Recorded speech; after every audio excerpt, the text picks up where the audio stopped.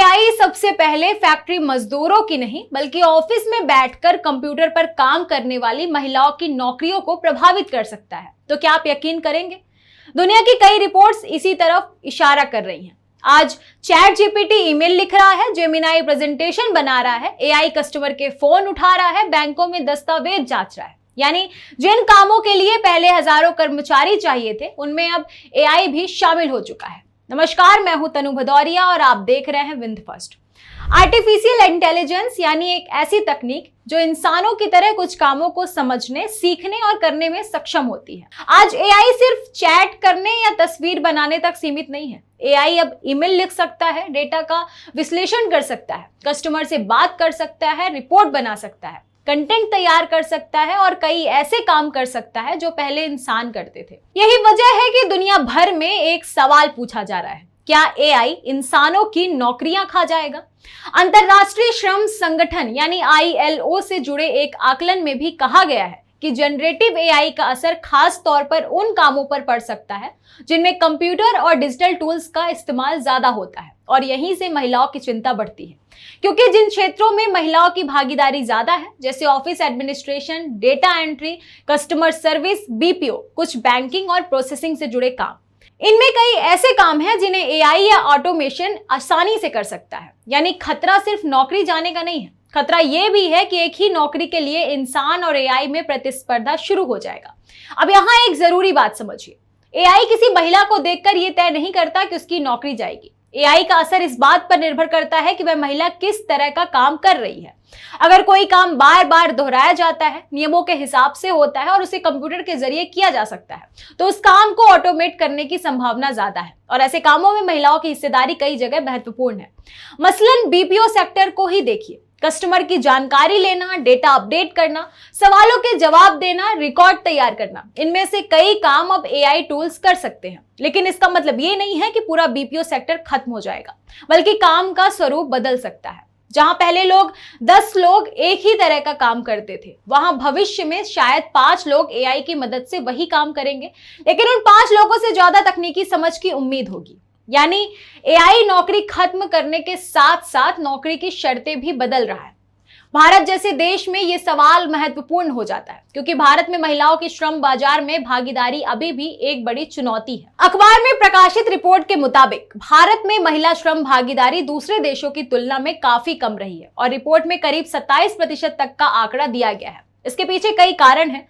घर की जिम्मेदारी, बच्चों की देखभाल, सुरक्षित काम का माहौल, आने जाने की समस्या, वेतन में अंतर और कई बार नौकरी छोड़ने के बाद दोबारा काम पर लौटने में मुश्किल।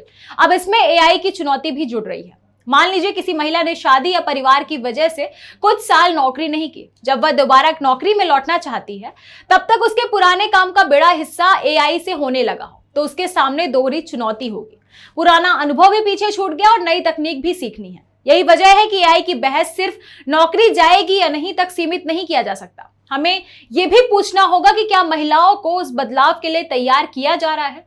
अब कहानी का दूसरा और शायद ज्यादा महत्वपूर्ण हिस्सा, एआई सिर्फ नौकरियां खत्म करने वाली तकनीक नहीं है, एआई नई नौकरियां पैदा भी कर सकता है। उदाहरण के लिए एआई से जुड़े data work, digital marketing, AI tool management, content moderation, digital customer support, software और टेक्निकल सर्विसेज, एआई ट्रेनिंग और कई दूसरी भूमिकाएं। और सबसे बड़ी बात, कुछ कामों में एआई महिलाओं के लिए काम को ज्यादा लचीला भी बना सकता है। अगर कोई महिला घर से काम करना चाहती है तो डिजिटल प्लेटफॉर्म और एआई टूल्स उसके लिए काम को आसान बना सकते हैं। एक महिला छोटे व्यवसाय के लिए सोशल मीडिया पोस्ट बना सकती है, एआई की मदद से अकाउंटिंग कर सकती है, ग्राहकों से संवाद संभाल सकती है, ऑनलाइन पढ़ा सकती है, कंटेंट तैयार कर सकती है। यानी एआई का इस्तेमाल अगर सही तरीके से किया जाए तो ये महिलाओं की नौकरी खोजने वाली से रोजगार पैदा करने वाली बना सकता है।